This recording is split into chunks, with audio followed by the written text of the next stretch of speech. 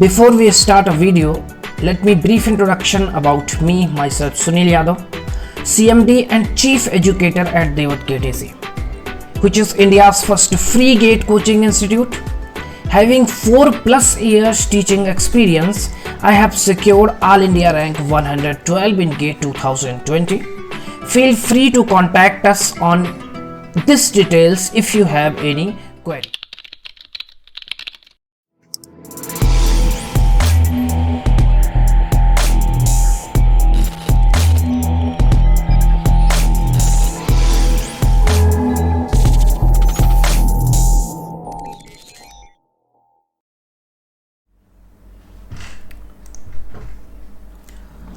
Good evening, dear GATE aspirants. Myself Sunil Yadav. Welcome to देवत gate easy. आज हम part 4 के बारे में डिस्कस करेंगे. वही first law of thermodynamic heat and energy interactions जो टॉपिक था, उसके अंतर्गत मैंने कुछ क्वेश्चन लिए हुए हैं. आज भी 4-5 क्वेश्चंस लिए हुए हैं और यहाँ से हम आपको बताते हैं कि जो हमने आपको वर्क एंड हीट इंटरेक्शन, इसका स्टडी फ्लो एनर्जी इक्वेशन, ये सारी चीज़ें बताई हैं, इसका इम्प्लीमेंटेशन कैसे होता है. लेकिन उससे ज़्यादा इम्पॉर्टेंट चीज़ ये है कि आज जो मैंने क्वेश्चंस को उठाए हैं वो बिल्कुल लेटेस्ट क्वेश्चन है. गेट 2019 में पूछा गया है 2 मार्क्स का सेट 1 में. मतलब आज जो मैंने क्वेश्चन लिया है ये लेटेस्ट है. अगली क्लास में और ज़्यादा लेटेस्ट होंगे, वो 21 के और 20 के क्वेश्चंस भी होंगे. तो आई होप सो कि आपकी तैयारी अच्छी चल रही होगी. मेरी आवाज़ से ही लग रहा है कि मेरी तबीयत उतनी अच्छी नहीं है, लेकिन फिर भी मैं ट्राई करता हूँ, मैं जितना कोशिश करता हूँ आपको समझाने की, आपको चीज़ें समझ में थोड़ा सा कोऑपरेट कीजिएगा. मेरी तबीयत तो बहुत अच्छी नहीं है, समझ रहे हैं. ठीक है.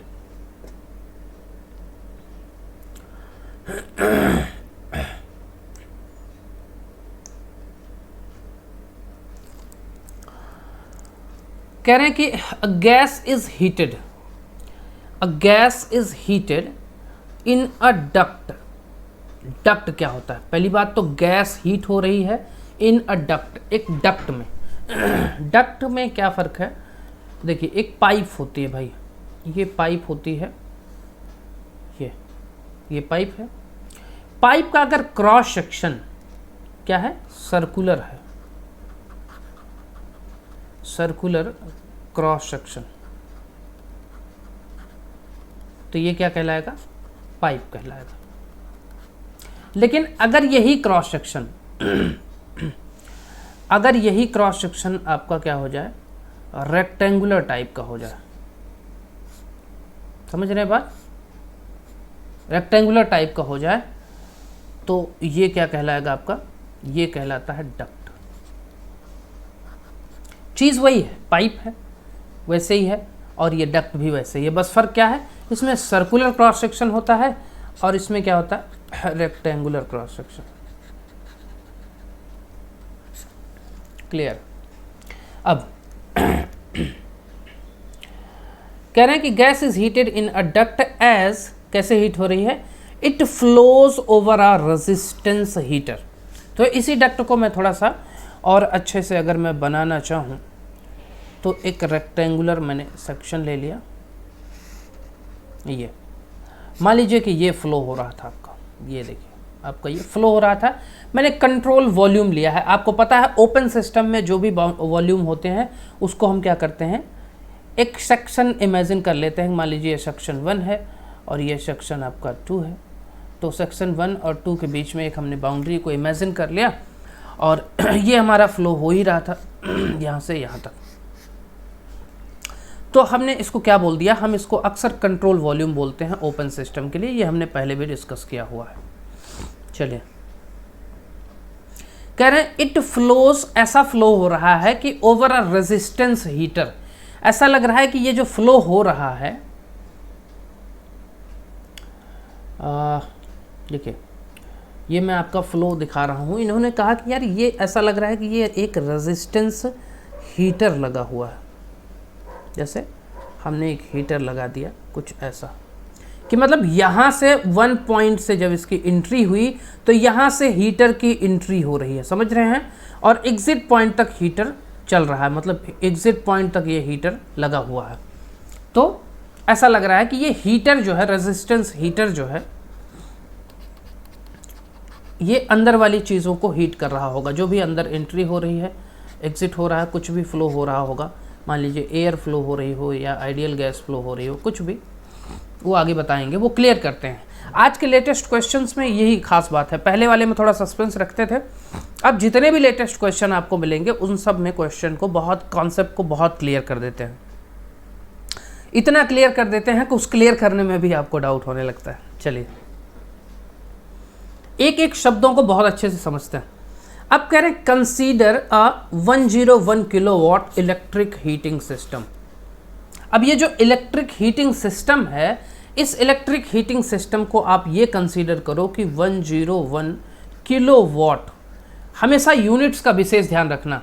101 किलोवाट का जो इलेक्ट्रिक हीटिंग सिस्टम है ये कर रहा है। किलोवाट का क्या मतलब हुआ? इसका मतलब कि सर ये 101 kilo joule per second energy transfer कर रहा है, यही मतलब हुआ इसका। यूनिट का अगर आपको तरीका पता है तो आपको सब कुछ पता है।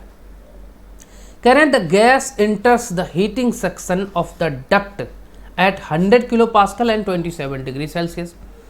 कह रहे हैं कि ये जो हीटिंग सेक्शन है, हीटिंग सेक्शन के स्टार्टिंग में गैस इंटर कर रही, हीटिंग सेक्शन जो है इसके स्टार्टिंग में गैस इंटर कर रही, तो इसका टेम्परेचर जो था गैस का वो था 27 डिग्री सेल्सियस और प्रेशर कितना है? शायद 100 किलो पास्कल। हाँ, ये है 100 किलो पास्कल, 100 किलो पास्कल, याद रखना। दूसरी चीज़,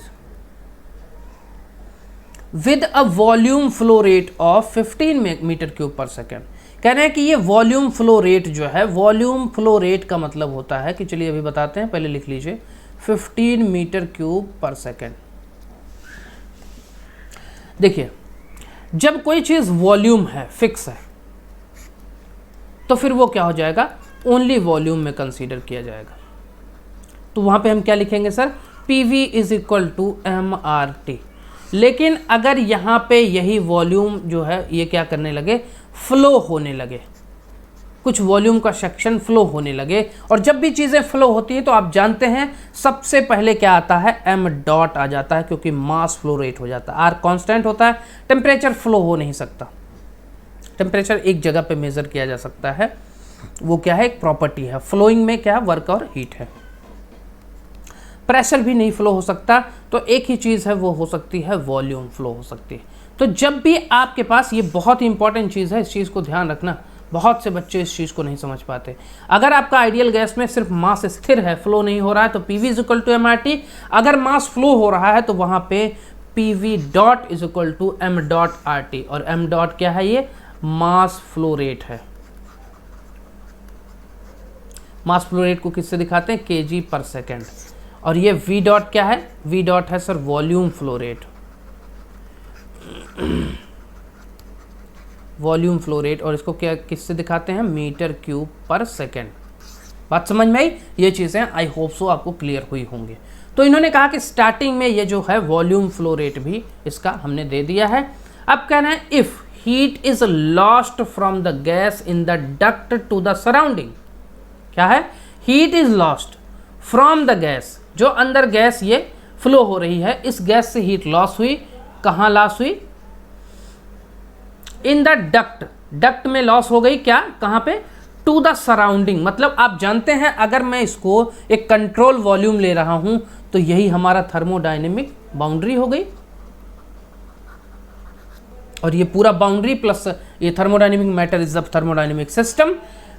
अब यहां से इसका मतलब कि इस बाउंड्री से क्रॉस करके हीट जा रही है, तो इसका मतलब इस बाउंड्री से क्रॉस करके हीट बाहर निकल रही है। बात समझ में आई? बाहर निकल रही है। कितना निकल रही है? 51 किलोवाट की हीट बाहर निकल जा रही है।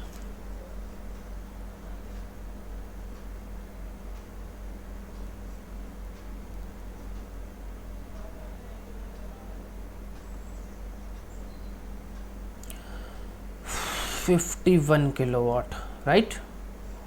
यार ये स्लाइड नहीं करता कभी कभी।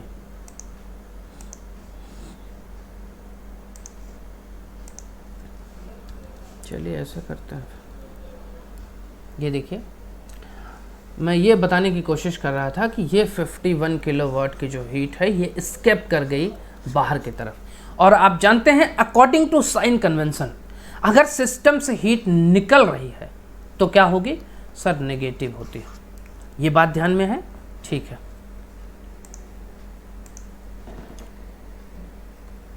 अब आगे पढ़ते हैं। At the rate 51 kilowatt the exact temperature of the gas is, मतलब exit temperature of the gas का जो एग्जिट टेम्परेचर है वो क्या है। दैट मीन्स कि ये जो गैस का एग्जिट टेम्परेचर है, चूंकि एंट्री टेम्परेचर इन्होंने 27 डिग्री सेल्सियस दिया, T2 ये पूछ रहे हैं एग्जिट टेम्परेचर क्या होगा, और वो भी डिग्री सेल्सियस में पूछ रहे हैं। ध्यान रखना इन सब चीज़ों का बहुत महत्व होता है, डिग्री सेल्सियस और ये केल्विन का बहुत महत्व होता है, तो ध्यान रखना ये सब चीज़ों का, किस में पूछ रहे हैं ये बहुत ज़रूरी है, ठीक है। अब ये T2 जो है डिग्री सेल्सियस में ये पूछ रहे हैं। दूसरी चीज़ ये है, इसमें कुछ अजम्पशंस इन्होंने लिया हुआ है, ये अजम्पशंस देख लेते हैं।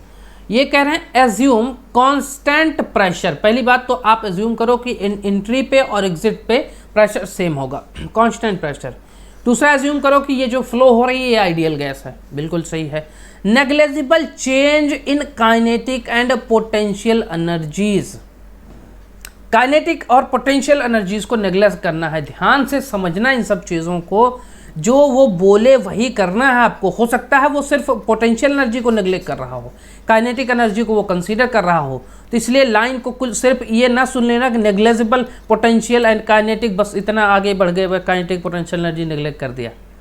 हो सकता है वो इस शुरुआत की वेलोसिटी दिया हो, एग्जिट की वेलोसिटी पूछ रहा हो, कुछ भी हो सकता है। स्टडी फ्लो एनर्जी इक्वेशन में आपके पास जो चीज़ें हैं वो पूछा जा सकता है, तो आप कंफ्यूज नहीं होंगे। लेकिन यहाँ पे कह रहा है कि काइनेटिक और पोटेंशियल एनर्जी को नेग्लेक्ट कर दो। And constant specific heat Cp दिया हुआ है और R दिया हुआ है। Cp और R के बारे में भी एक एनालिसिस मैं आपको बता देता हूँ। Cp दिया हुआ है इन्होंने 1 kilo joule per kg kelvin, और R दिया हुआ है इन्होंने 0.5 kilo joule per kg kelvin. ये दिया हुआ है, ठीक।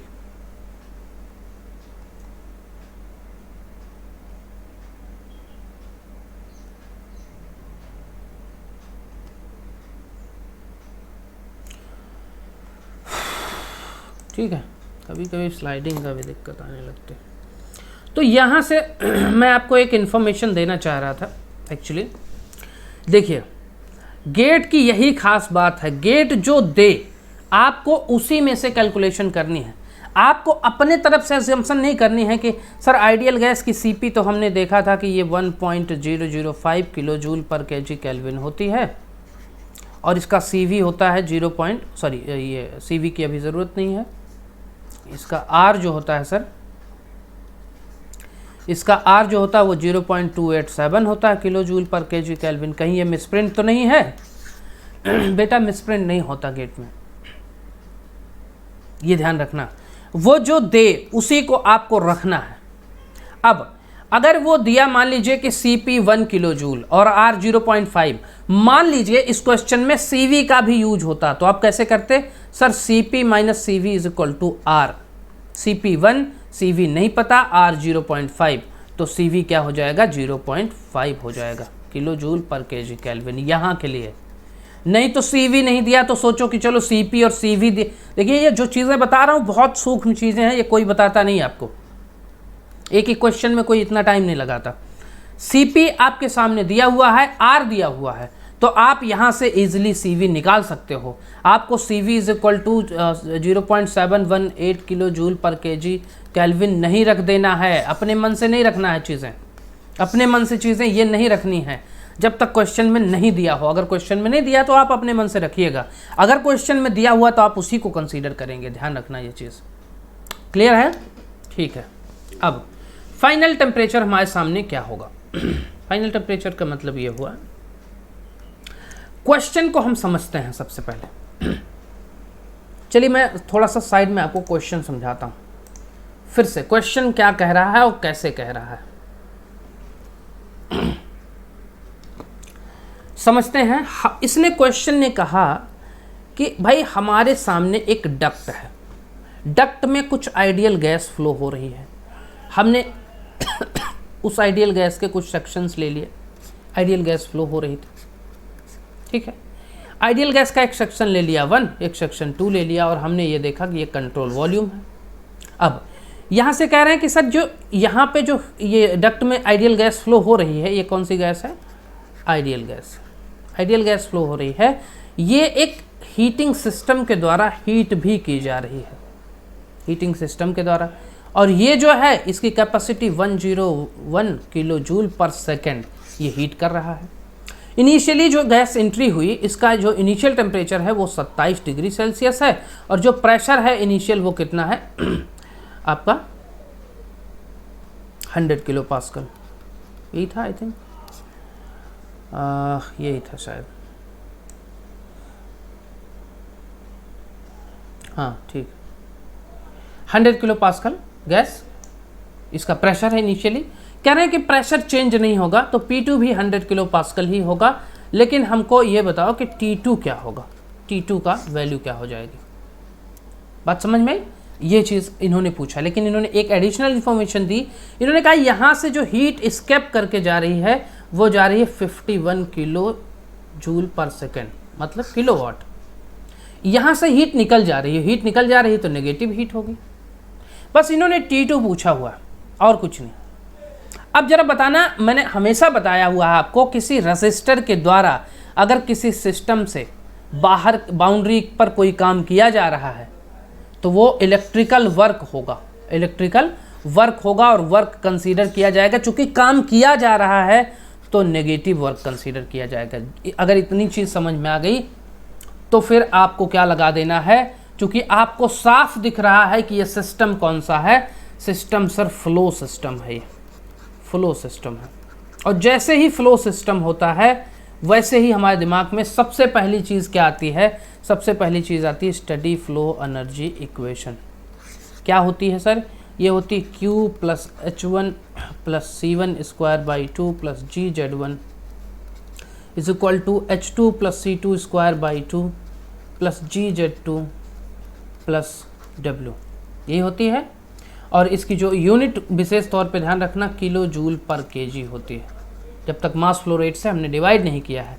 इसने क्वेश्चन में बोला कि काइनेटिक एनर्जी और पोटेंशियल एनर्जी को आप क्या करो, सॉरी काइनेटिक एनर्जी और पोटेंशियल एनर्जी को आप क्या करो, नेगलेक्ट कर दो। मैंने कर दिया। अब बचा क्या? बचा सर हीट। हीट इन्होंने दिया कि ये 51 किलोवाट की हीट जो है निकल गई, 51 मतलब -1 किलो जूल पर सेकेंड। ध्यान रखना इसकी यूनिट, अभी तक क्या था, किलो जूल पर केजी। और अगर आपको किलो जूल पर केजी से किलो जूल पर सेकेंड निकालना है तो मुझे ज़रा बताना कि अगर मैं किलो जूल पर सेकेंड से किलो, एक सेकेंड,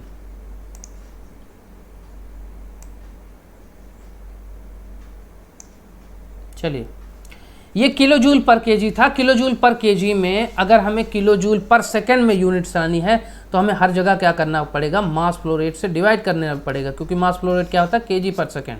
केजी से केजी कट जाएगा और किलो जूल पर सेकेंड में यूनिट आ जाएगी। इसका मतलब मैं अगर टोटल मुझे क्या करना होगा, हर जगह मास फ्लो रेट से डिवाइड करना होगा। लेकिन ये किलो जूल पर सेकेंड है तो ये ऑलरेडी मास फ्लो रेट से डिवाइड है, सॉरी मल्टीप्लाइड है, ठीक है। किलो जूल पर सेकेंड, यहाँ की टोटल यूनिट क्या आएगी, किलो जूल पर सेकेंड। अगर किलो जूल पर सेकेंड में आ रही है इसका मतलब वो मास फ्लो रेट से ऑलरेडी मल्टीप्लाइड है। अब इसके बाद क्या है, H1 है, तो यहाँ पे क्या करना होगा हमें, यहाँ पे H1 में मास फ्लो रेट से डिवाइड मल्टीप्लाई कर देना होगा। तो sir mass flow rate H1 और ये H2 को इधर लेके आओ, H1 minus H2 plus work. Work कितना किया जा रहा है, 101 किलो जूल, और वर्क क्या है sir, minus 101 kilo joule per second है। ध्यान रखना किलोवाट। मैंने यहाँ पे मास फ्लो रेट से डिवाइड नहीं किया, यहाँ पे मास फ्लो रेट से डिवाइड नहीं किया, हमने सिर्फ एंथैल्पी में मास फ्लो रेट से डिवाइड किया। क्यों सर, यह देखिए इन्होंने एंथैल्पीज भी आई थिंक दे रखी है कि नहीं दे रखी, एक सेकेंड यार,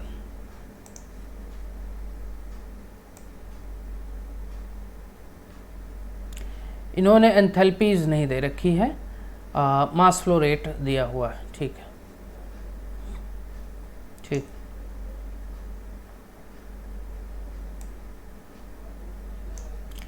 क्यों किया हमने मल्टीप्लाई? क्योंकि ये स्पेसिफिक एंथैल्पीज हैं। ये क्या है? Specific enthalpy. स्पेसिफिक एंथैल्पी किस में होती है? किलो जूल पर केजी में होती है सर। स्पेसिफिक वही चीज़ होती है जिसको हम केजी से डिवाइड करते हैं। तो हमारे सामने जो इक्वेशन आई, अब हम इस चीज़ को और भी तरीके से लिख सकते हैं। कैसे लिख सकते हैं सर? ये है -51 plus m dot, mass flow rate निकालना पड़ेगा हमें, मास फ्लो रेट हमको नहीं पता। तो m डॉट को निकालने का तरीका क्या है? सबसे पहले m डॉट निकाल ही लेते हैं, तभी हम इसके बारे में डिस्कस करते हैं। m डॉट निकालते हैं, कैसे निकलेगा sir m dot? m dot के लिए सर m कहाँ से निकालते थे? PV = MRT से। तो मैंने बोला अभी m डॉट के लिए आपको क्या करना होगा? वॉल्यूम डॉट करना होगा। तो m डॉट निकालने के लिए सर हो जाएगा PV डॉट अपॉन में RT। PV dot pressure 100 kilo pascal दिया हुआ था, 100 × 10⁻3। वॉल्यूम फ्लो रेट इन्होंने दिया हुआ है, इन्होंने एक वॉल्यूम फ्लो रेट दिया हुआ है। आप जानते हैं ये वॉल्यूम फ्लो रेट क्या है?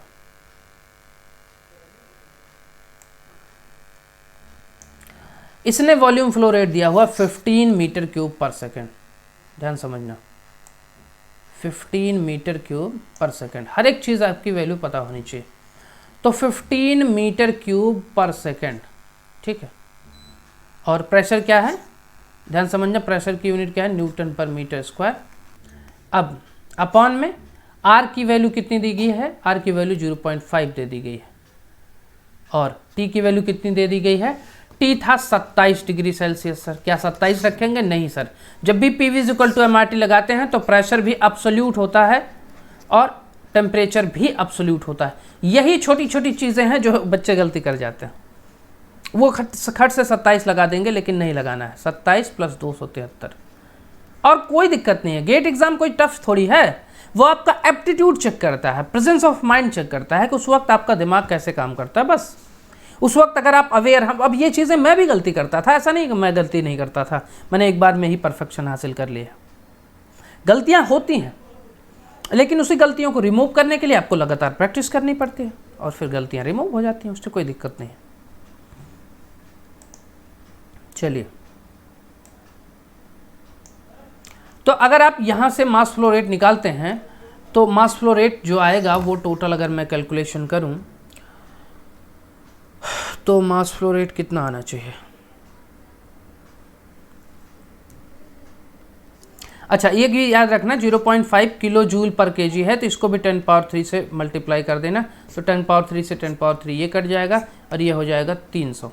ये 300 हो जाएगा ना, 273 + 27, 300 × 0.5, मतलब कि 15 × 100, 1500 अपॉन में 300 × 0.5। मास फ्लो रेट आपका कितना आ गया? 10 kg पर सेकेंड। 10 kg पर सेकेंड आ गया, ध्यान रखना। अब हम फिर से स्टडी फ्लो एनर्जी इक्वेशन की तरफ बढ़ते हैं। स्टडी फ्लो एनर्जी इक्वेशन हमारी क्या कह रही थी? Study flow energy equation sir ये कह रही थी कि Q हमारा क्या था? -51 प्लस मास फ्लो रेट हमारा 10 आ गया, और सॉरी उसके बाद, हाँ ठीक है चलो, H1 - H2 हमने रखा, = W भी 101 किलो जूल पर सेकेंड, मतलब किलोवाट में। अब सारी यूनिट इसकी किलोवाट में आ गई, सब की यूनिट किलोवाट में आ गई, ठीक है। अब हमारी यूनिट सही हो जाएगी। अब देखना, अगर मैं कहूँ कि 10H1 - H2 = कितना हो जाएगा? -101 + 51, दैट मीन्स कि -50 किलोवाट, ठीक है। 10H1 क्या है sir? Enthalpy is nothing but specific enthalpy है, ये स्पेसिफिक एंथैल्पी, और specific enthalpy is nothing but CPT, ठीक है, CPT। तो ये क्या हो जाएगा सर? ये हो जाएगा CP T1 - T2 = -50। 10 से ये कट जाएगा तो ये बचेगा -5। और CP कितना है? CP सर दिया हुआ है 1 kilo joule per kg kelvin. ध्यान रखना, kg केल्विन। ये भी याद रखना कि ये -5 किलोवाट में है, मतलब किलो जूल पर सेकेंड में है। तो ये भी किलो जूल, ये भी किलो जूल। तो आप चाहो यहाँ से किलो जूल को किलो जूल काट दो, चाहे 10⁻3 लिख के काट दो, आपकी इच्छा है। अब यहाँ से एक इक्वेशन निकल के आएगी, T1 - T2 = सर -5, क्योंकि 1 था तो कोई फ़र्क नहीं पड़ा। अब T2 पूछ रहा है, T2 को मैं इधर लेके जाता हूँ तो T2 is equal to T1 + 5 हो जाएगा। और सर T1 क्या दिया हुआ था? T1 दिया हुआ था बेटा 27 डिग्री सेल्सियस।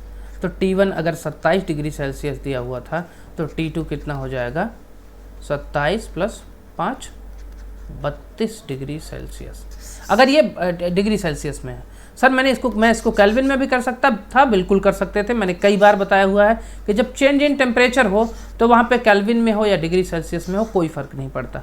आप केल्विन में निकाल सकते थे, बाद में उसमें 273 माइनस करना पड़ता है, क्योंकि आंसर जो पूछ रहा है वो पूछ रहा है किसमें? डिग्री सेल्सियस में ही पूछ रहा है वो आंसर। ठीक है, तो अगर आप देखेंगे तो ये पहला ही ऑप्शन आपका सही नज़र आ रहा है, 32 डिग्री सेल्सियस। अगर आप यहाँ पे ज़रा सा भी मिस्टेक करते, थोड़ा सा भी आप इधर उधर करते, तो फिर आपसे गलतियाँ हो सकती थी। इस चीज़ का विशेष ध्यान रखना। छोटी छोटी चीज़ें हैं जहाँ से आप गलतियाँ करते हैं। ठीक है, तो नेक्स्ट क्वेश्चन की तरफ आगे बढ़ते हैं। आई होप सो ये क्वेश्चन आपको क्लियर हो गया होगा। 2 मार्क्स का क्वेश्चन है। देखिए, बताने में आपको इतना समय लग रहा है, अगर आप ये स्टडी फ्लो एनर्जी इक्वेशन जानते हैं तो स्टडी फ्लो एनर्जी इक्वेशन से कितनी आसानी से ये क्वेश्चन आ जाता है कि नहीं? तो ज़्यादा देर नहीं लगेगी, चिंता मत करो। अगला क्वेश्चन जो मैंने लिया हुआ, ये भी बहुत ही अच्छा क्वेश्चन है। इसको मैंने जानबूझ के इसीलिए लिया हुआ है क्योंकि आपको यहाँ से एक कॉन्सेप्ट समझ में आए। इस कॉन्सेप्ट को समझाने से पहले मैं आपको कुछ समझाना चाहूँगा। देखिए, मेरा अगला वीडियो प्रॉपर्टी डायग्राम पे होगा तो आप उसको ध्यान से समझिएगा, लेकिन अभी भी फिर मैं थोड़ा सा हिंट देता हूँ। प्रॉपर्टी डायग्राम में से एक डायग्राम है पीवी डायग्राम, जो आपको क्या देता है? वर्क देता है। कैसे वर्क देता है सर, ये बताइए। मान लीजिए आपके पास एक प्रोसेस हो रही है 1 to 2, ये एक्सपेंशन प्रोसेस है, मान लीजिए 1 to 2 हो रही है। तो पीवी डायग्राम ये कहता है कि बेटा इसके नीचे के एरिया अंडर द कर्व, इसको हम बोलते हैं एरिया अंडर द कर्व। इस कर्व के अंडर में जितना भी एरिया है, अगर आप इस एरिया को कंसीडर कर लें तो एरिया अंडर द कर्व क्या हो जाएगा? हमारा वर्क हो जाएगा। एरिया अंडर द कर्व क्या हो जाएगा? वर्क हो जाएगा। ये ध्यान रखना, ये यही कहते हैं।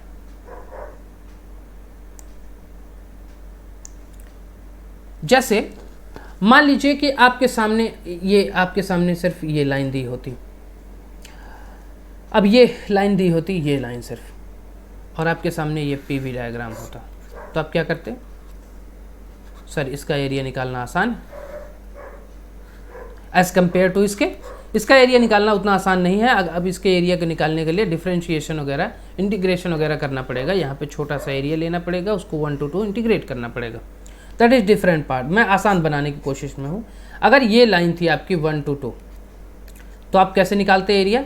सर ये वाला एरिया, ट्रायंगल का area, half base into height, और ये रेक्टेंगल, नीचे रेक्टेंगल है, इस रेक्टेंगल का एरिया, दोनों का एरिया जोड़ देते तो हमको वर्क मिल जाता। कितना आसान क्वेश्चन है, लेकिन जिसको नहीं पता वो नहीं निकाल पाएगा। अब आते हैं क्वेश्चन पे। क्वेश्चन कह रहा है कि an engine operates on reversible cycle. आपको पता है कि रिवर्सिबल साइकिल होगा तो तभी उसकी लाइनें जो होंगी वो ऐसे सॉलिड लाइनें होंगी, नहीं तो फिर ऐसे डॉटेड लाइनें होंगी। इरिवर्सिबल साइकिल अगर होता ये तो इसकी लाइनें क्या होती? ऐसे ऐसे डॉटेड लाइनें होती। डॉटेड लाइनें से ही पता चल देता है इरिवर्सिबल साइकिल है, इसीलिए बोलते हैं reversible cycle as shown in the figure, जो फिगर में दिखाया गया है। The work output from the engine, engine से जो वर्क मिलेगा वो बताइएगा, लेकिन इनकी यूनिट्स मैंने बोला हमेशा जब भी आप पढ़ते हैं तो यूनिट्स का ध्यान रखिएगा। ये पूछ रहे हैं वर्क तो बताओ, लेकिन वर्क बताओ किलो जूल पर साइकिल, पर साइकिल कितना होगा। फिगर आपके सामने दिया गया है, ये प्रेशर की लाइन है, ये ऊपर वाली, ये वॉल्यूम की लाइन है, ये दिया है। अब सर आपने अभी बताया कि वर्क कैसे बताना है, कोई प्रोसेस हो, या मुझे बताओ अगर मैं कहता हूं कि ये प्रेशर है, ये वॉल्यूम है, ये एक प्रोसेस है 1 to 2 process. Area under the curve ये एक प्रोसेस है, तो एरिया अंडर द कर्व क्या हो जाएगा? इसके नीचे का एरिया। लेकिन अगर मैं कहूँ इसी के साथ बैक टू बैक दो प्रोसेस और हैं, 2 to 3 भी है, 2 to 3 है और 3 to 1 भी एक प्रोसेस है। दैट मीन्स कि 3 प्रोसेस। आपको पता है कि 1, 2 एंड 3 क्या रिप्रेजेंट करते हैं? थर्मोडायनेमिक स्टेट को रिप्रेजेंट करते हैं। 1 to 2, 2 to 3, 3 to 1 क्या रिप्रेजेंट कर रहे हैं? ये थर्मोडायनेमिक प्रोसेसेस को रिप्रेजेंट कर रहे हैं, प्रोसेसेस को रिप्रेजेंट कर रहे हैं। 1, 2, 3, 1 ये क्या रिप्रेजेंट कर रहे हैं? थर्मोडायनेमिक साइकिल को रिप्रेजेंट कर रहे हैं। बात समझ में आई? अगर मैं इंडिविजुअल पॉइंट्स का डिस्कशन करता हूँ तो इंडिविजुअल पॉइंट्स क्या है? एक स्टेट है, और उन्हीं पॉइंट्स को मिला दिया जाए तो क्या मिल जाएगा आपको? प्रोसेस मिल जाएगा, चाहे 1 to 2, चाहे 2 to 3, चाहे 3 to 1 ये। लेकिन अगर तीनों को मिला दिया जाए 1 to 2, 2 to 3, 3 to 1, 1 2 3 1 ये क्या हो जाएगा? थर्मोडायनेमिक साइकिल हो जाएगा। तो ये साइकिल हो जाएगा। तो स्टेट में तो हमारा वर्क निकलता नहीं है, वर्क कहाँ निकलेगा? थर्मोडायनेमिक प्रोसेसेस में। और ये वर्क की डेफिनेशन क्या है? वर्क की डेफिनेशन है एरिया अंडर द कर्व, क्योंकि प्रोसेस में कर्व बनता है। लेकिन अगर साइकिल का एरिया निकालना हो, कंप्लीट साइकिल का, तो आप कैसे करेंगे भाई? आप सोचेंगे सर इसके नीचे का एरिया, ये तो है ही नहीं, ये तो पॉइंट लाइन है, इसके नीचे का एरिया, इसके नीचे का एरिया प्लस इस लाइन के नीचे का एरिया, यही तो होगा टोटल साइकिल जब है, सब मिला करके। नहीं, यही चीज़ आपको विशेष ध्यान रखनी है। क्या ध्यान रखनी है? इसी चीज़ का विशेष ध्यान रखना है आपको। देखिए कैसे ध्यान रखना है। आपको जब थर्मोडायनेमिक साइकिल का एरिया पूछे वर्क, तो आपको क्या करना है? ये जो क्लोज्ड लूप बना, इसी क्लोज्ड लूप का एरिया निकाल देना है। यही हो जाएगा वर्क डन पर साइकिल। क्या हो जाएगा? वर्क डन पर साइकिल। मतलब एक कंप्लीट साइकिल में कितना वर्क हो रहा है, अगर मैं इस एरिया को निकाल दूं तो मुझे ये पता चल जाएगा। तो इस चीज़ का ध्यान रखना। अगर वो सिर्फ प्रोसेस दे रहा है और प्रोसेस के नीचे का एरिया पूछ रहा है, वो कह रहा है एक प्रोसेस है और इसका वर्क डन बताओ, तो आप उसके नीचे का टोटल एरिया निकालोगे। लेकिन अगर वो कह रहा है कि साइकिल का एरिया बताओ, तो यही स्मार्ट तरीके से आंसर करना है आपको कि सिर्फ साइकिल का ही एरिया निकालना है। इसने पूछा वर्क डन पर साइकिल, तो आप क्या करोगे? सिर्फ यही ट्रायंगल का एरिया निकाल लो और ये आपका वर्क डन पर साइकिल निकल जाएगा। कैसे निकलेगा सर? इसको हम निकालते हैं। ये ट्रायंगल का एरिया सिंपल होता है, हाफ बेस मतलब ये, तो 2.5 माइनस 2 मतलब कि 2.5 माइनस 2 हो जाएगा, कितना हो जाएगा? 0.5 इंटू ये हाइट कितनी है सर? हाइट ये है 650 में से 400, प्रेशर 650 में से 400 घट जाएगा, कितना बचेगा? 150 है कि नहीं? नहीं 250 बचेगा ना, ये सॉरी 250 बचेगा। तो इसको आप मल्टीप्लाई कर दो। इसको आप मल्टीप्लाई करोगे तो आपके सामने क्या हो जाएगा? ये 0.5 इंटू 250 अपॉन में 2 क्या हो जाएगा? ये 62.5। यूनिट क्या आएगी सर? यूनिट चलिए देख रहे हैं, वॉल्यूम की यूनिट क्या थी? Metre cube. इंटू प्रेशर की यूनिट क्या थी? न्यूटन पर मीटर स्क्वायर, क्योंकि ये किलो पास्कल में है। 10³ भी था यहाँ पे, न्यूटन सॉरी किलो पास्कल था, तो 10³ से आपको मल्टीप्लाई करना पड़ेगा। 10³ से यहाँ मल्टीप्लाई कर दो, 10³ से, तो ये किलो न्यूटन है। मीटर स्क्वायर से 1 मीटर कट गया, न्यूटन इंटू मीटर हो गया, किलो न्यूटन इंटू मीटर, और न्यूटन इंटू मीटर क्या होता है? जूल होता है। तो ये इसका मतलब सर ये आंसर जो आया वो किलो जूल में आया, किलो जूल पर साइकिल। और आंसर क्या पूछ रहा है? किलो जूल पर साइकिल पूछ रहा है। तो इसका मतलब ये 62.5 ही इसका फाइनल आंसर होगा। क्या होगा ये? 62.5 किलो जूल पर साइकिल। समझ में वर्क कैसे निकालेंगे? ठीक है। अब देखिए, स्टडी फ्लो एनर्जी इक्वेशंस मैंने दोबारा लिया हुआ है, इसलिए लिया हुआ है क्योंकि यहाँ पे थोड़ा सा एक नया कॉन्सेप्ट है, इस कॉन्सेप्ट को समझना ज़रूरी है।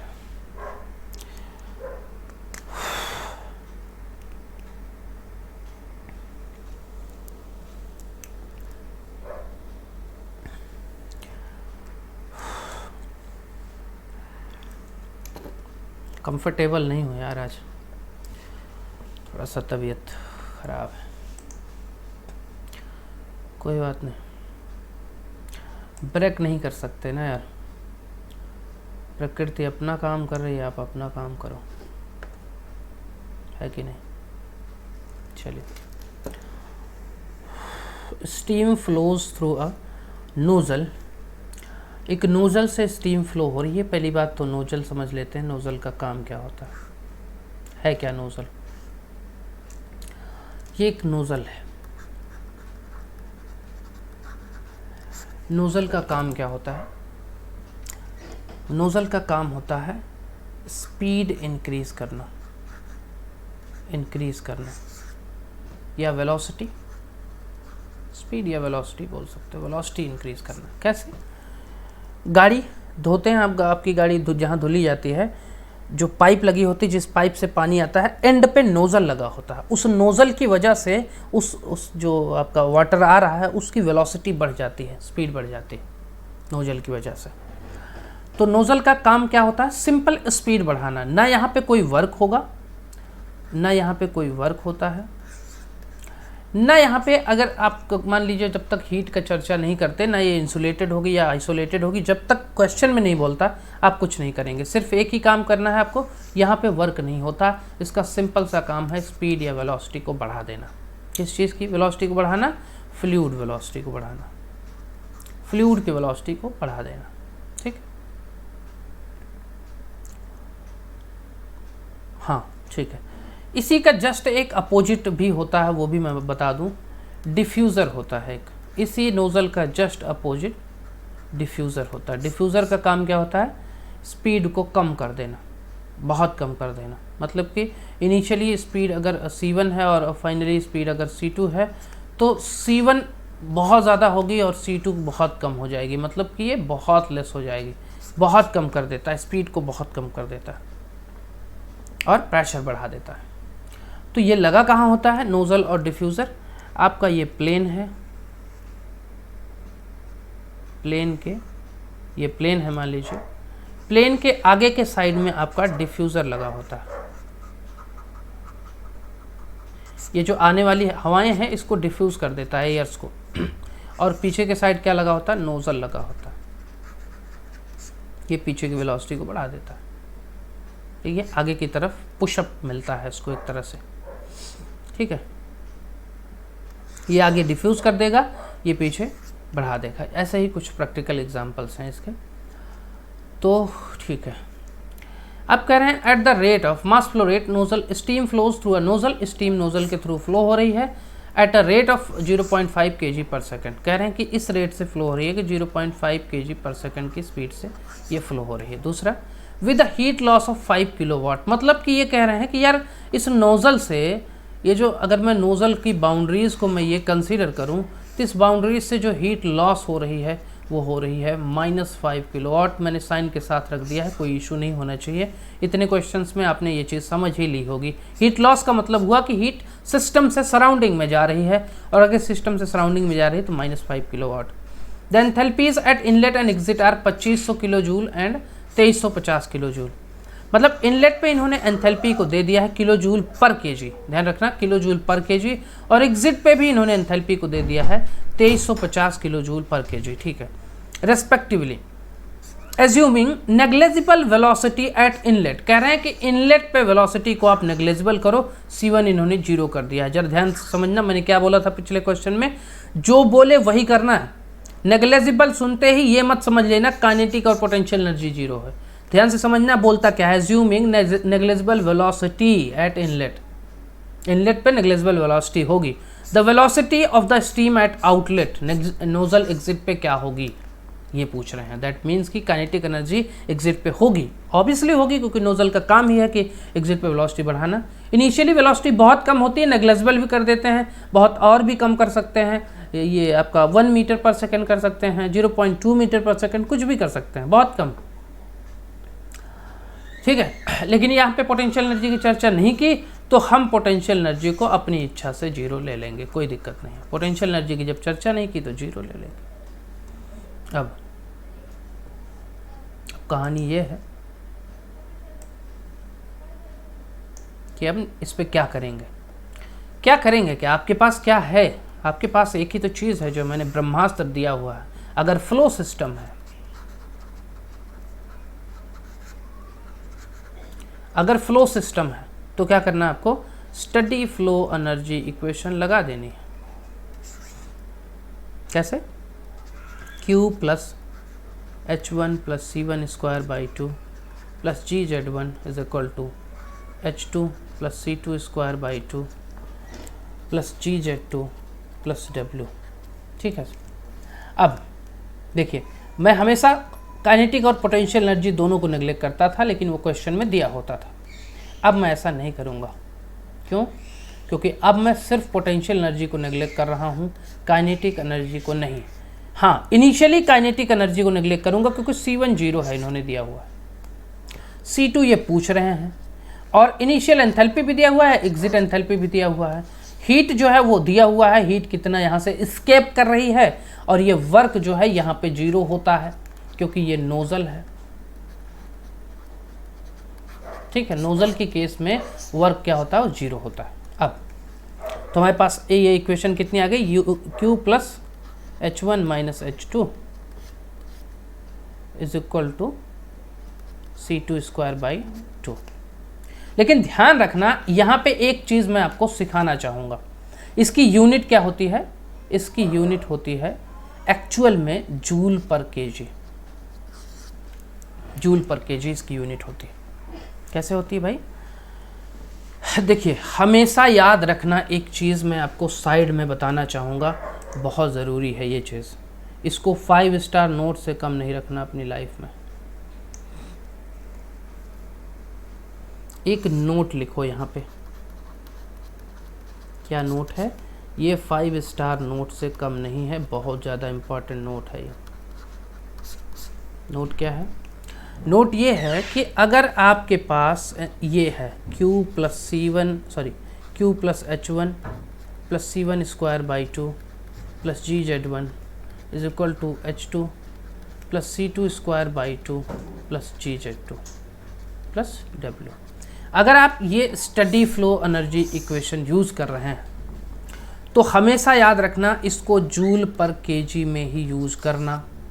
अगर मास फ्लो रेट से मल्टीप्लाई करना है तो मास फ्लो रेट से हर जगह मल्टीप्लाई कर देना, और ये केजी पर सेकंड से मल्टीप्लाई हो जाएगा तो केजी से केजी कट जाएगा, और ये हो जाएगा वॉट, जूल पर सेकंड। बात समझ में आई? तो आप ये बताने वाले थे, तो आपने पहले भी बताया था। नहीं, ये नहीं बताने वाला था। बताने क्या वाला था, जरा ध्यान समझना। क्वेश्चन में कई बार आपको एंथैल्पीज, Q एंड वर्क ये सब किलो जूल में दिया होता है, या किलो जूल पर केजी में, ये किलो जूल पर केजी में दिया होता है। समझ में आया?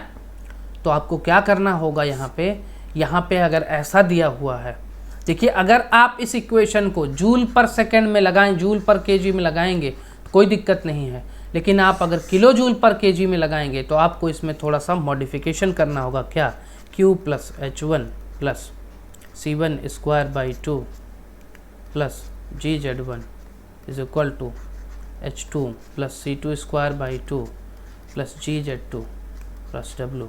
आपने तो कुछ नहीं किया, करने वाले हैं। रुको, इन दोनों एनर्जीज को जरा ध्यान से समझना। अगर आपको QHW ये सब किलोवाट में, किलो जूल में दिया है, किलो जूल पर केजी, तो क्या ये चीज़ें किलो जूल में हैं? जरा देखना, हाफ, मान लीजिए इसको मैं पूरा m डॉट से मल्टीप्लाई कर देता हूँ, तो m dot half m dot C1 square, ये क्या है, ये क्या है, मास m डॉट क्या है, kg पर सेकेंड, और C1 स्क्वायर क्या है, वेलोसिटी। वेलोसिटी क्या होती है, मीटर पर सेकेंड, मीटर स्क्वायर पर सेकेंड स्क्वायर। तो kg इंटू मीटर पर सेकेंड, ये क्या हो जाता है, यहाँ से अगर मैं मॉडिफाई करूँ kg इंटू मीटर पर सेकेंड स्क्वायर, तो क्या हो जाएगा, ये न्यूटन इंटू मीटर पर सेकेंड। न्यूटन इंटू मीटर क्या होता है, जूल पर सेकेंड। ये क्या हो जाता है फिर, ये किस में आया, जूल पर सेकेंड में आया। और आपने क्या लिखा, किलो जूल पर केजी। अरे यार, मास फ्लो रेट से यहाँ पे भी डिवाइड कर देना, इसको मैं किलो जूल पर केजी नहीं, किलो जूल पर सेकेंड ही ले लेता हूँ क्योंकि मास फ्लो रेट से समझ लेना डिवाइड है यार, सिंपल मल्टीप्लाई है, सॉरी। तो मैं बताने वाला क्या हूँ उस पर फोकस करना। आपकी ये unit kilo joule per second, ये unit kilo joule per second, ये unit kilo joule per second, ये unit kilo joule per second, ये unit kilo joule per second. लेकिन ये दोनों यूनिट क्या हैं, ये दोनों यूनिट जूल पर सेकेंड में आ रही हैं सर। तो एक unit kilo joule per second, दूसरी जूल पर सेकेंड, ये कैसे संभव है? ये संभव नहीं है। अगर आप जूल पर सेकेंड में ये यूनिट रख रहे हैं, ध्यान से देखिए, ये भी जूल पर सेकेंड, ये भी जूल पर सेकेंड, ये भी जूल पर सेकेंड, मैंने क्या बोला? Joule per second. तो फिर ये भी जूल पर सेकेंड, ये भी joule per second, same unit है, बात सही है, कोई दिक्कत नहीं है। तो अगर स्टडी फ्लो एनर्जी इक्वेशन में आपको जूल पर सेकेंड रखना है तो आपको कोई चेंजेस करने की आवश्यकता नहीं है। लेकिन आप अगर हीट एंड वर्क को या फिर एंथैल्पीज को किलो जूल पर सेकेंड में रख रहे हैं तो आपको इन दोनों ये जो एनर्जीज हैं, पोटेंशियल और काइनेटिक एनर्जी में इंटू 10⁻³ से मल्टीप्लाई करना होगा। ये स्वयं करना होगा आपको, तभी ये चीज़ें किलो जूल पर सेकेंड में आएंगी। ये बहुत ज़्यादा मोस्ट इंपॉर्टेंट चीज़ें हैं, बहुत से बच्चे यहीं पे गलती करते हैं। तो ध्यान रखना इस चीज़ को कि अगर आप किलो जूल पर सेकेंड में वैल्यूज़ को रख रहे हैं तो इसको 10⁻³ से मल्टीप्लाई करना होगा, और अगर आप जूल पर सेकेंड में रख रहे हैं तो फिर आपको मल्टीप्लाई करने की आवश्यकता नहीं है। आई होप सो कि ये जो कॉन्सेप्ट है आपको समझ में आया होगा।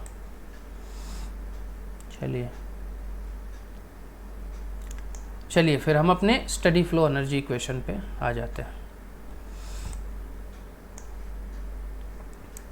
C² ठीक है, यही तो हमारा मॉडिफाई होके आ गया था। Q हमारे पास क्या था, मैं तो सब भूल गया, डेटा है, एक सेकंड क्या दिया था। Q 5 kilowatt, 2500, 2350, 0.1।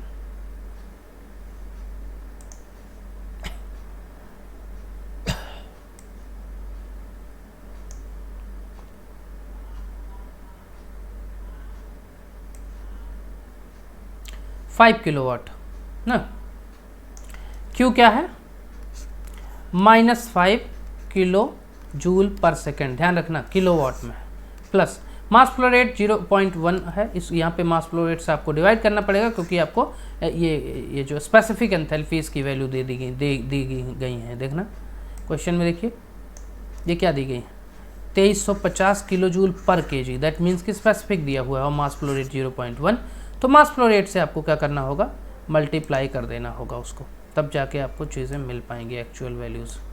तो 0.1 इंटू H1 कितना दिया है, 2500 माइनस 2350 H2 दिया हुआ है, इज इक्वल टू C²/2।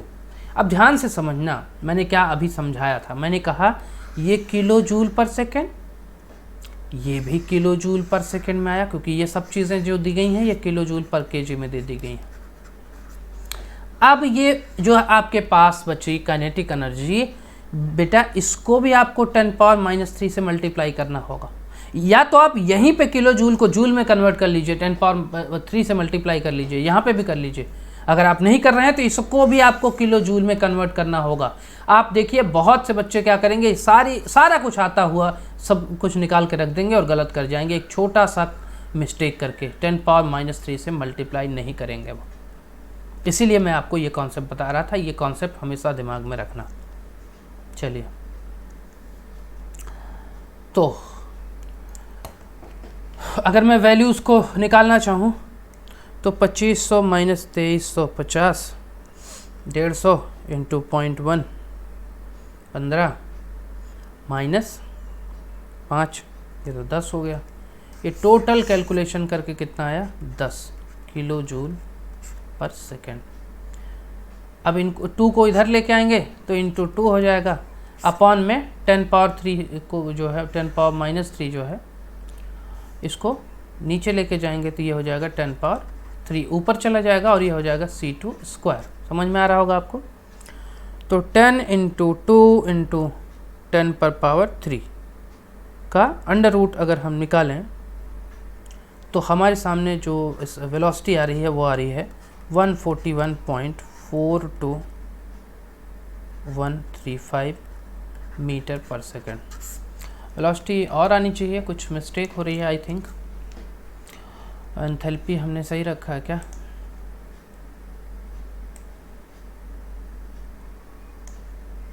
$2500 से हमने 2300 रखा हुआ है। वैल्यूज़ तो हमारी सही होनी चाहिए। H2 101 पॉइंट, शायद यहाँ पे कुछ मिस्टेक हो रही है। यही है, थोड़ा सा अगर आपका ध्यान भटकता है तो फिर चीज़ें गलत हो जाती हैं। हमने यहाँ पे बहुत सूक्ष्म तरीके से दिमाग ज़रूर लगाया, लेकिन हम एक चीज़ भूल गए, यूनिट को बैलेंस करना। कैसे? ये sir kilo joule per second में, ये किस में है? जब हमने इसको मास फ्लो रेट से डिवाइड कर दिया तो ये भी किलो जूल पर केजी था और ये केजी पर सेकेंड हो गया। तो केजी से केजी कटा, किलो जूल पर सेकेंड में हो गया। किलो जूल में तो हमने इसको कन्वर्ट किया, ये हमारा किस में था? किलो जूल में था। किलो जूल पर केजी, ध्यान रखना, किलो जूल पर केजी था। ये जो आपकी यूनिट्स हैं, ये जो अभी मैंने आपको बताई थी, कहाँ गया, कहाँ गया, उसे ढूंढो।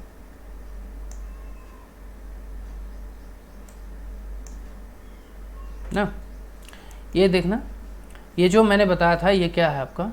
ये जूल पर केजी में है, और जब मास फ्लो रेट से डिवाइड मल्टीप्लाई करोगे तब ये जूल पर सेकंड में आएगा।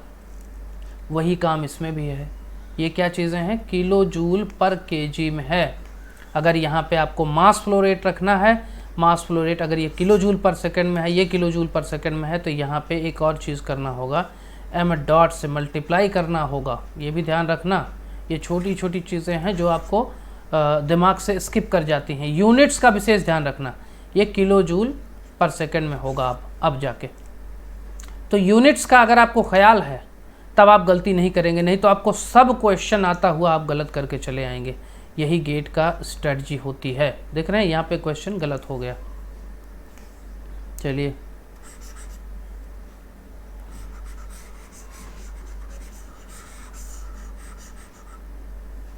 अब क्या करना है आपको? यहाँ पे क्या करना है? इस पॉइंट में मास फ्लो रेट से मल्टीप्लाई नहीं किया था हमने, तो यहाँ पे भी 0.1 से मल्टीप्लाई करना होगा। 0.1 से मल्टीप्लाई करेंगे तो ये 0.1 इधर चला जाएगा, तो ये 0.1 इधर हो जाएगा, और फिर इन सब का अंडर रूट क्या दे देगा आपको? C2 की वैल्यू दे देगा, C2 की। तो ये जो चीज़ें थी, अब अगर हम निकालेंगे तो ये आएगा 447.2135 मीटर पर सेकंड। ये आपका आंसर जाके सही होगा। कैसे पता चला था मुझे कि आंसर गलत हो रहा है? नोज़ल है यार, एक एक्सपीरियंस से पता चल जाता है कि नोज़ल की वेलोसिटी बहुत ज़्यादा होनी चाहिए, क्योंकि नोज़ल का काम ही इसलिए है कि वो वेलोसिटी को बढ़ाए। 141 नहीं होनी चाहिए, और ज़्यादा होती है। प्रैक्टिकल लाइफ में गेट के क्वेश्चन भी प्रैक्टिकल आपके क्वेश्चन से ही रिलेटेड होते हैं, उससे ज़्यादा डिफरेंस नहीं होता। चलिए, नेक्स्ट क्वेश्चन कह रहे हैं the internal energy of an ideal gas. ये मैंने इसीलिए लिया हुआ है, 2016 में 1 मार्क्स का पूछा गया है। ये अक्सर पूछा जाता है। Internal energy of an ideal gas is a function of, किस चीज़ का फंक्शन है भाई? Temperature and pressure, volume and pressure, entropy and pressure, temperature only. Internal energy of an ideal gas, U is actually in two type, U kinetic energy, U potential energy. Potential energy will be 0 for ideal gas, ये मैंने कितनी बार बताई है, कई बार बताई है। और kinetic energy जो है वो होगी फंक्शन ऑफ टेम्परेचर। इसीलिए U हमेशा आइडियल गैस की केस में function of temperature, only temperature, कुछ और नहीं। तो ये ध्यान रखना, इसीलिए मैंने इस क्वेश्चन को लिया। इससे रिलेटेड मैंने कई बार कॉन्सेप्ट बताया, जो हमारी प्रीवियस वीडियोस को देख रहे हैं जो बच्चे, वो अच्छी तरह से जान रहे होंगे इस चीज़ को। अच्छा,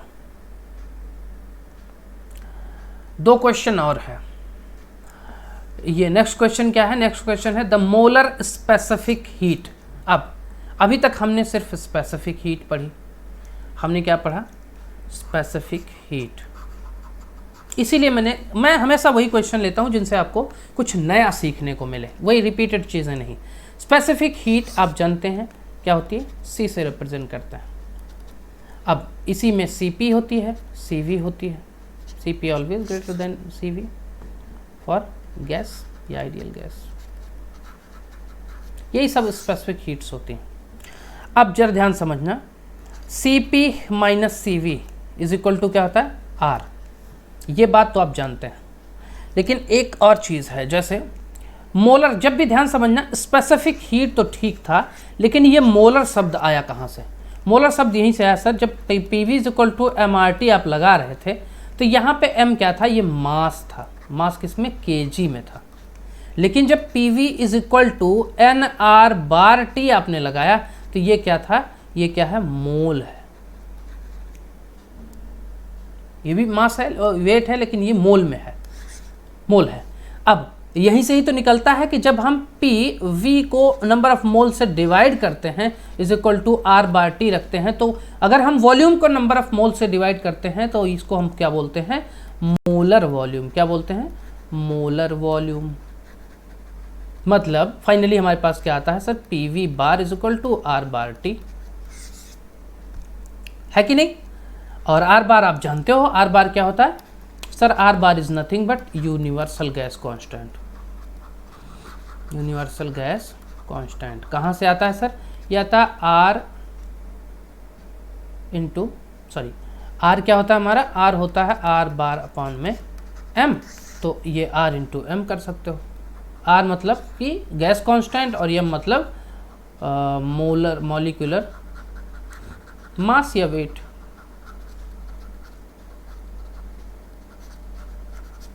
क्लियर है? देखिए, आई थिंक मैं जो भी क्वेश्चंस को करता हूँ उसको मैं अच्छे तरीके से आपके मन में उठने वाले हर एक डाउट को क्लियर करने की कोशिश करता हूँ। आज थोड़ा एनर्जी मेरे शरीर में कम लग रही है, मेरी ज़ुबान से पता चल रहा होगा, लेकिन फिर भी मैं ट्राई कर रहा हूँ कि आपको चीज़ें समझ में आए। चलिए, ये चीज़ तो समझ में आ गई सर। अब समझाने आप क्या वाले थे, ये देखिए। जैसे ये आपका specific heat at constant volume और प्रेशर एट कांस्टेंट वॉल्यूम होता है, जैसे ये गैस कांस्टेंट होता है, जैसे ये यूनिवर्सल गैस कांस्टेंट होता है, जैसे ये मॉलिक्यूलर मोलर वॉल्यूम होता है, वैसे ही मोलर स्पेसिफिक हीट भी होती हैं। कैसे? अगर हम Cp को बार में रिप्रेजेंट करें, Cp minus Cv bar is equal to R bar होगा। ध्यान रखना, जैसे Cp minus Cv is equal to R होता है, वैसे Cp bar minus Cv bar is equal to R bar. R bar कुछ और नहीं है, वही है universal gas constant. Cp bar is nothing but molar specific heat at constant pressure. तो Cv क्या हो जाएगा, अब इसको लिखने की जरूरत नहीं है, ये हो जाएगा molar specific heat at constant volume. समझ में आई बात? ये है इसका रिलेशन। बहुत से बच्चे होंगे इसको नहीं पता होगा, उनको मैं ऐड ऑन करके ये चीज़ें बता दिया। चलिए, अब क्वेश्चन क्या कहता है? क्वेश्चन कहता है the molar specific heat at constant volume of an ideal gas is equal to 2.5 times the universal gas constant. कह रहे हैं molar specific heat at constant volume is equal to 2.5 times the, ये है, और ये इसकी वैल्यू इन्होंने side में दे दी गई है, दे दी है कि 8.34 जूल पर मोल केल्विन। मैंने बोला था इसकी यूनिट को, ठीक है। When the temperature increases by 100 kelvin, कह रहे हैं कि जब टेम्परेचर ये इंक्रीज कर रहे हैं, जब भी टेम्परेचर इंक्रीज करे, मैं जानता हूँ T2 minus T1 greater than 0 होगा। दैट मीन्स कि डेल T जो होगा वो क्या होगा, 100 केल्विन। इंक्रीज, लॉस, ये चीज़ें बार बार बताता हूँ। The change in molar specific enthalpy, चलिए स्पेसिफिक एंथैल्पी के साथ फिर से सर एक शब्द आ गया, मोलर स्पेसिफिक एंथैल्पी। अभी तक आपने सब कुछ बताया, लेकिन मोलर स्पेसिफिक एंथैल्पी नहीं बताया। चलो ये भी देख लेते हैं। स्पेसिफिक एंथैल्पी तो बताया ना भाई, अब तो आपके दिमाग में आइडिया भी आ रहा होगा। Specific enthalpy, sir specific enthalpy क्या होती है? ये होती है सर एंथैल्पी अपॉन में मास। तो मोलर स्पेसिफिक एंथैल्पी क्या होती है?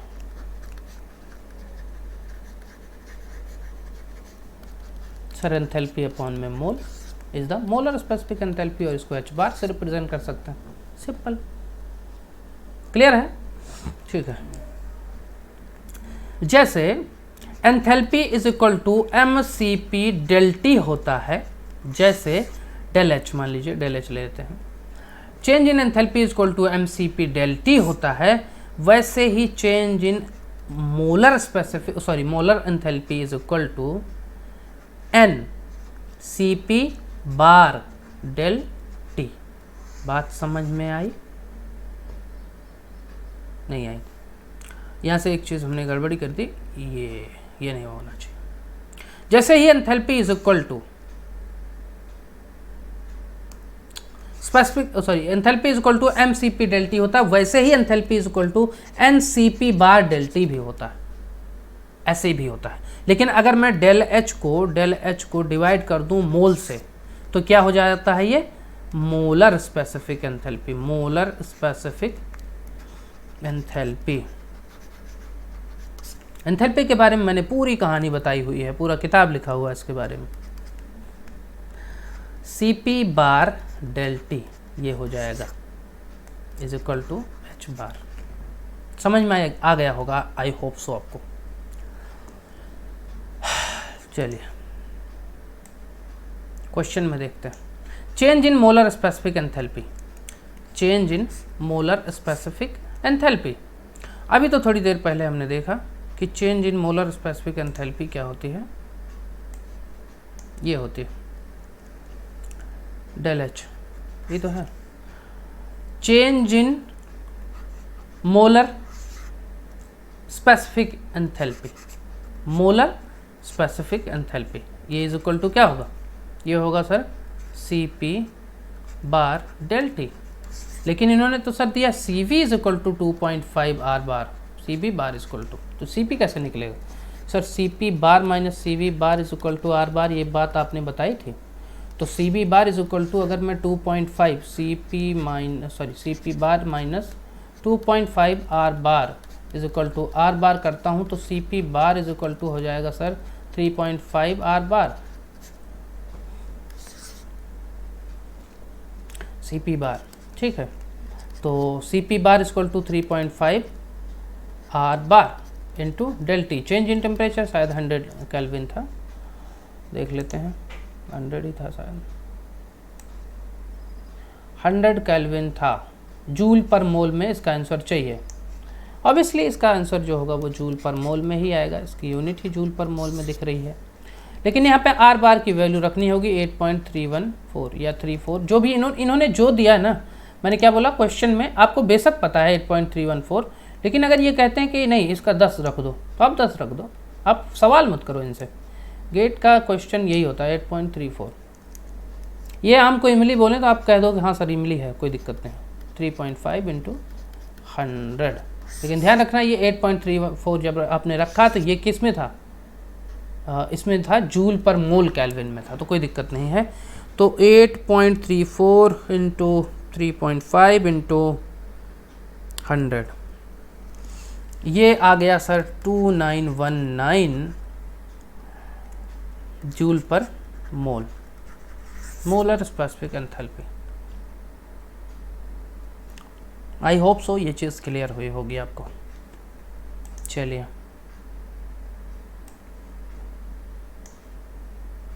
अब एक लास्ट क्वेश्चन आज का हम लेते हैं, और आज का लास्ट क्वेश्चन भी कहीं ना कहीं कुछ ना कुछ आपको सिखा के जाएगा। ये कह रहे हैं कि अ मास m of a perfect gas at pressure P1 and volume V1 undergoes N isothermal process. चलिए आइसोथर्मल प्रोसेस, वैसे मैं आज एक वीडियो बनाने वाला हूँ प्रॉपर्टी डायग्राम का, और उसमें सारी प्रॉपर्टीज की चीज़ें आपको, डायग्राम जो होंगे आपको क्लियर हो जाएंगे। प्रॉपर्टी डायग्राम का मतलब होता है कि थर्मोडायनेमिक प्रॉपर्टी की डायग्राम, आपकी प्रॉपर्टी डायग्राम नहीं। तो थर्मोडायनेमिक प्रॉपर्टी क्या है? प्रेशर और वॉल्यूम प्रॉपर्टी है। तो पीवी डायग्राम में आइसोथर्मल प्रोसेस कुछ ऐसा दिखेगी आपको। 1 to 2 मान लीजिए ये प्रेशर, ये सॉरी प्रोसेस हो रहा है 1 to 2। कह रहे हैं मास m of a perfect gas. Perfect gas का मतलब आइडियल गैस।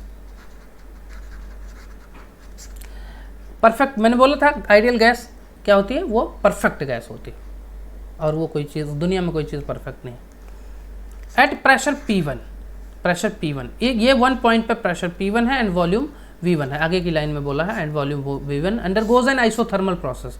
ये प्रोसेस आइसोथर्मल प्रोसेस है 1 to 2। ये चीज़ मैं आपको नेक्स्ट वीडियो में क्लियर कराऊंगा जब मैं आपको प्रॉपर्टी डायग्राम बताऊंगा। मैंने उसको इसलिए वेट कराया क्योंकि मैं सोच रहा हूँ कि प्रॉपर्टी डायग्राम में पीवी के साथ टीएस डायग्राम भी डिस्कस कर लिया जाए, और टीएस डायग्राम है टेम्परेचर और एंट्रोपी डायग्राम, तो वहाँ पे एक शब्द आएगा एंट्रोपी, और उस एंट्रोपी को समझाने के लिए मुझे सेकंड लॉ ऑफ थर्मोडायनेमिक पहले समझा देना होगा। मैं हमेशा अपनी चेन को जोड़ के रखता हूँ कि कल को आपके दिमाग पे क्वेश्चन ना आए कि सर इससे रिलेटेड आपने नहीं बताया, उसको वो शब्द आए उससे पहले मैं वो चीज़ें आपको बता देना चाहता हूँ, ठीक है। तो इसलिए पहले first law second law of thermodynamic, उसके बाद प्रॉपर्टी डायग्राम, और फिर क्वेश्चन का डिस्कशन, उसके बाद ज़्यादा कुछ बचता नहीं है, अवेलेबल एनर्जीज और इरिवर्सिबिलिटीज, यही सारी चीज़ें बचती हैं। उसके बाद आपका बेसिक थर्मोडायनेमिक खत्म हो जाता है, फिर उसमें कुछ क्वेश्चन प्रैक्टिस, कुछ नए क्वेश्चन प्रैक्टिस और कुछ टेस्ट सीरीज के क्वेश्चन प्रैक्टिस हो जाएंगी। सफिशिएंट। कितना आसान है, देखिए आसानी तरीके से हम चल सकते हैं, अपने आप को ऐसे ही मोल्ड किया जा सकता है। आप मोटिवेटेड रहिए, हम आपको रिजल्ट देंगे। आप बिलीव नहीं करेंगे इस वक्त मैं कैसा फील कर रहा हूँ। हेल्थ वाइज मैं स्वस्थ नहीं हूँ, लेकिन मेंटली मैं प्रिपेयर्ड हूँ आपके लिए, क्योंकि पता नहीं मन के हार है, मन के जीते जीत है। चलिए, जब आइसोथर्मल प्रोसेस होता है तो आप ये प्रोसेस तो आपने देखा था, अलग मैंने बताया हुआ था।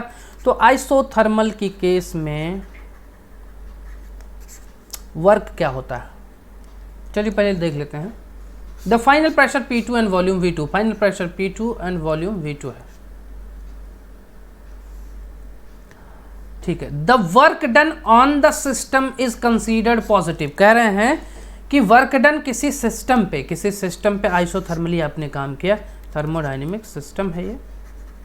Work done on the system कह रहे हैं आप पॉजिटिव लो, जबकि अभी तक क्या लेते थे सर, अभी तक तो मैं नेगेटिव लेता था। वर्क डन किसी सिस्टम पे किया जाए तो नेगेटिव ही लेता था मैं, लेकिन मैंने क्या बोला, गेट अगर बोलता कि आम नहीं इमली है तो मान लो वो इमली है। इसने बोला कि ये work done on the system positive लेना है तो आप पॉजिटिव ही लोगे, नेगेटिव नहीं लोगे, ठीक है। अब if R is the gas constant and T is the temperature, then work done in the process, इस प्रोसेस में वर्क डन कितना हो रहा है, दैट इज द मीनिंग।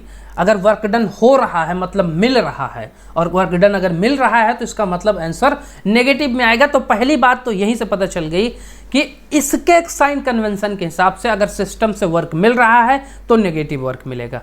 तो पहली बात तो A एंड C वैसे ही गलत हो गया, क्योंकि यही दो ऑप्शन में नेगेटिव में वर्क हैं।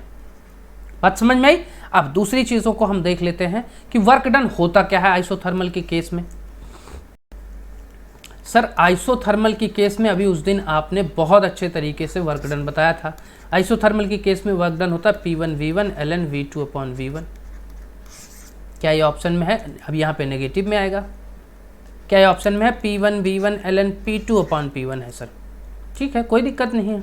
आपने एक और चीज़ तो बताई थी, इसी को हम ऐसे भी लिख सकते हैं minus P1 V1 ln P1 upon है, क्या था ये, V2 upon V1 P1 upon P2 था। तो भाई ये मिसप्रिंट है, ठीक है। ये क्वेश्चन में P2 अपॉन P1 नहीं, ये P1 अपॉन P2 था, इसीलिए क्योंकि कॉन्सेप्ट ही नहीं लग रहा है। अगर ये P2 अपॉन P1 करते तो P2 अपॉन P1 कर सकते हो, लेकिन फिर यहाँ पॉजिटिव होगा, और ये पॉजिटिव यहाँ है नहीं, यहाँ नेगेटिव ही है। तो नेगेटिव ही है तो यहाँ पे P1 अपॉन P2 ही होगा, ये P2 अपॉन P1 नहीं होगा, ठीक है। यहाँ टाइपिस्ट की गलती है, हमारी क्या गलती है, हम तो अपने कॉन्सेप्ट से चल रहे हैं। तो हमारा ये ऑप्शन फिर सही हो जाएगा, option number B minus P1 V1 ln P1 upon P2। हाथ समझ में आई। माइनस क्यों किया, क्योंकि work done from the system negative लेना है हमको according to this question. Clear है। तो आई होप सो कि ये वीडियो आपको सफिशिएंट नॉलेज दे देगा फर्स्ट लॉ ऑफ थर्मोडायनेमिक का। और कुछ और देख रहे हैं, लेटेस्ट क्वेश्चन 2018 के क्वेश्चंस हैं, 2017 के क्वेश्चंस हैं, 2019 के क्वेश्चंस हैं। ऐसे ही क्वेश्चंस को हमने आज डिस्कस किया। लेटेस्ट क्वेश्चन इस बात के लिए डिस्कस किया कि आपको इस चीज़ का बिलीव हो जाए कहीं ना कहीं कि यार हम लोग जो काम कर रहे हैं इससे क्या लेटेस्ट क्वेश्चन भी सॉल्व हो सकते हैं कि नहीं हो सकते। तो आपने देखा कि यहाँ से लेटेस्ट क्वेश्चंस को हम इजीली सॉल्व कर सकते हैं, कोई दिक्कत नहीं है। वही सेम कॉन्सेप्ट आपको रिपीटेडली मिलेगा, आप बिलीव नहीं करेंगे। इसी कॉन्सेप्ट पे आप 2020 और 21 का भी क्वेश्चन सॉल्व कर लेंगे, वो भी हम अगले पार्ट में लेके आएंगे, ठीक है। तो अपना ख्याल रखना, सुरक्षित रहना, घर पे रहना, और किसी चीज़ की आवश्यकता हो तो डिस्क्रिप्शन में सारे कॉन्टैक्ट की डिटेल है, वहाँ से जा कर के आप मुझे कॉन्टैक्ट कर सकते हैं। थैंक यू यार।